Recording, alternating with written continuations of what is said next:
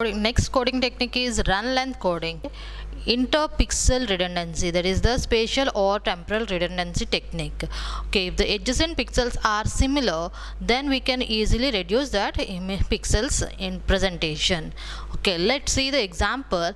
Okay, here we are considering a binary image, that is 1 and 0, and the binary image consisting of all first 5 elements are with the same intensity level, that is 1. So the representing of intensity level and how many times it is repeated, 1 comma 5. The next thing is 0. The next symbol is 0 and it is represented by 6 times, 0 comma 6. The next 1 and it is only single time, so 1 comma 1. Similarly, we can also use it for symbols. Let's see the symbol A, B, C. Okay, here the A symbol is represented 3 times, B is represented 6 times and C is 2 times.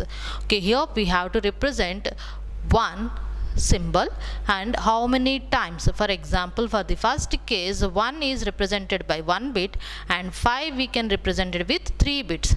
So totally it requires 4. Okay, and if the same case, how many rows, how many columns and how many times it is represented. Okay, encodes a run of symbols into 2 bytes. One is the symbol and the second thing is count, how many times it is represented.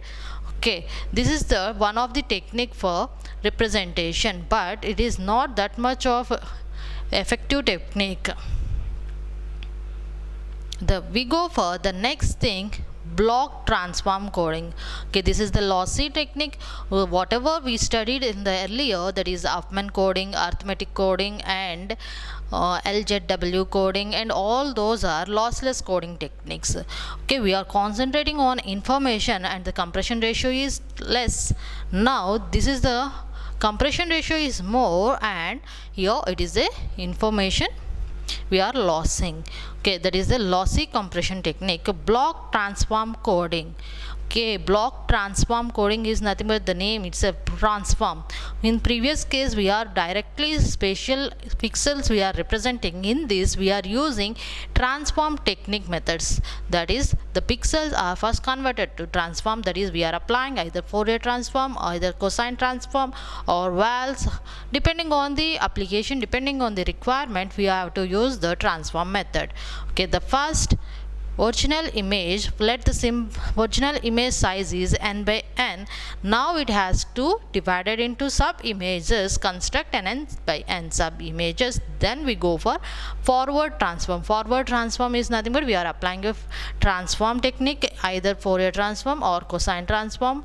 Okay, base or Wals transform, any wavelet transform, anything. The next thing is quantization. Okay, quantization is nothing but rounding of the levels, and the next thing is symbol encoder. Now we get the compression image. Next, this is for the transmission section. At the same time, at the receiver we have to decode for compression image. First we are decoding, and whatever the forward transform we are used, if the Fourier transform is used, the same method here also we have to apply. In inverse transform, the same Fourier transform has to apply.